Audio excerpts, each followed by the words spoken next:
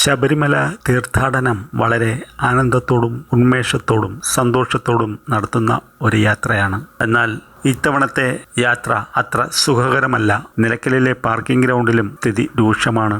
മഴയൊന്ന് ചാറിയാൽ parking ground ചളിക്കുളമാകും. ചളിയിൽ താഴ്ന്ന വാഹനങ്ങൾ start ചെയ്യാൻ പോലും ബുദ്ധിമുട്ടുകയാണ്. ചിലയിടത്ത് അറ്റകുറ്റപ്പണികൾക്കായി എത്തിച്ചിരിക്കുന്ന മെറ്റലുകൾ കൂട്ടിയിട്ടിരിക്കുകയാണ്. ഒരുക്കങ്ങളെല്ലാം പൂർത്തിയാക്കിയെന്ന് സർക്കാരും ദേവസ്വം ബോർഡും അവകാശവാദങ്ങൾ ഉന്നയിക്കുന്നതിനിടയിൽ ഓരോ ഭക്തനും നരകയാതനയാണ് നൽകുന്നത്. ചെറുവാഹനങ്ങൾ പോലും പമ്പയിലേക്ക് വിടാത്ത അവസ്ഥയാണുള്ളതെന്ന് ഭക്തർ പറയുന്നു. ഇതിനു പുറമെ കൊള്ള നിരക്കാണ് നിലയ്ക്കലിൽ പാർക്കിംഗ് ഫീസിന്റെ മറവിൽ ഈടാക്കുന്നത്. 26 സീറ്റോ അതിലധികമുള്ള ബസ്സുകൾക്ക് 100 രൂപയാണ് പാർക്കിംഗ് ഫീസ്. ഫാസ്ടാഗ് ഇല്ലെങ്കിൽ 25% അധികം നൽകണം. ഇതോടെ ഫീസ് 125 രൂപയായി ഉയരും. എല്ലാ വാഹനങ്ങൾക്കും ഇതേ നിബന്ധന ബാധകമാണ്. ഇതിനു പുറമെ ടാപ്പുകളില്ലാത്ത വൃത്തിഹീനമായ ശുചിമുറികൾ ഉപയോഗിക്കേണ്ട ഗതിയിലാണ് ഭക്തർ. ബക്കറ്റിൽ വെള്ളമെടുത്താണ് ഇവിടെ എത്തുന്നവർ പ്രാഥമിക കൃത്യങ്ങൾ നടത്തുന്നത്. ടാപ്പും മറ്റ് സൗകര്യങ്ങളുമില്ലെങ്കിലും പൈസ ഈടാക്കുന്നതിൽ ഒരു കുറവുമില്ലെന്ന് തീർത്ഥാടകർ ആരോപിക്കുന്നു. കുറ്റിയും കൊളുത്തും പോലുമില്ലാത്ത